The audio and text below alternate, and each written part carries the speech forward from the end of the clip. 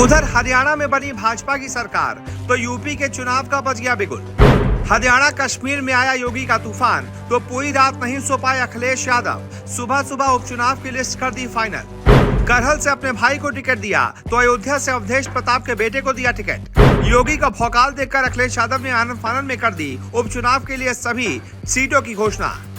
जी, Samajwadi party ने उपचुनाव के लिए 6 प्रत्याशियों के नामों का ऐलान कर दिया है। अखिलेश ने अपनी सीट करहल से भतीजे और पूर्व सीएम लालू प्रसाद यादव के दामाद तेज प्रताप यादव को टिकट दिलाया है। वहीं कानपुर की सीसामऊ सीट से इरफान सोलंकी की पत्नी नसीम सोलंकी को प्रत्याशी बनाया गया है। इसके अलावा अयोध्या की मिल्कीपुर सीट से समाजवादी पार्टी सांसद अवधेश प्रसाद के बेटे अजीत प्रसाद को टिकट दिया गया है। हालांकि इसकी उम्मीद पहले भी की जा रही थी।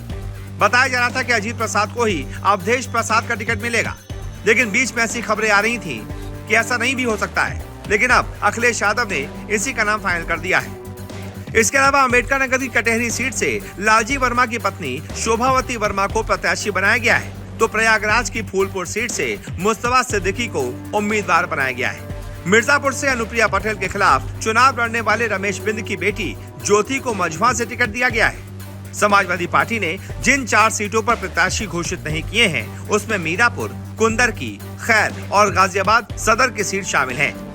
फूलपुर और मझवा को छोड़ दिया जाए तो 4 सीटों पर परिवार के ही प्रत्याशी हैं। करहल की सीट अखिलेश के सांसद बनने के बाद खाली हुई थी। यहाँ से अखिलेश के परिवार से ही तेज प्रताप को टिकट दिया गया है। इसी तरह सीसामऊ से इरफान सोलंकी की पत्नी नसीम सोलंकी को मैदान में उतारा गया है। इरफान पहले यहाँ से विधायक थे, सजा के बाद ये सीट खाली हो गई। इसी तरह फैजाबाद से अवधेश प्रसाद के सांसद बनने के बाद मिल्कीपुर सीट खाली हुई थी। अब अवधेश प्रसाद के बेटे अजीत प्रसाद को ही यहाँ से टिकट मिला है।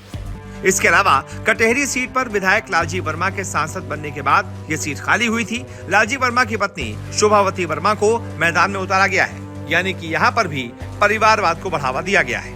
उपचुनाव में अखिलेश यादव ने पीडीए फॉर्मूले के तहत टिकट दिया है। 6 में से 3 उम्मीदवार ओबीसी हैं, 2 मुस्लिम हैं और 1 एससी है। इसमें सबसे चौंकाने वाला नाम मुस्तफा सिद्दीकी का है। 6 प्रत्याशियों में 3 प्रत्याशी युवा हैं। तेज प्रताप इससे पहले सांसद रह चुके हैं। अजीत प्रसाद और ज्योति बिंद का ये पहला चुनाव है। समाजवादी पार्टी की इस सोची को हरियाणा विधानसभा के नतीजा के इफेक्ट के तौर पर देखा जा रहा है। वहीं कांग्रेस ने जिन 5 सीटों की दावेदारी पेश की थी, उसमें मझवा और फूलपुर की सीट शामिल थी। इसके अलावा गाजियाबाद, खैर और मीरापुर की डिमांड कांग्रेस ने सपा के सामने रखी थी। फिलहाल अखिलेश ने कांग्रेस की मांग को खारिज कर दिया है और अपने प्रत्याशी यहाँ से उतार दिए हैं। ऐसे में देखना दिलचस्प होगा कि बाकी की 4 सीटों पर कब प्रत्याशी अनाउंस किए जाते हैं, लेकिन अखिलेश ने अभी से पूरी तैयारी कर दी है।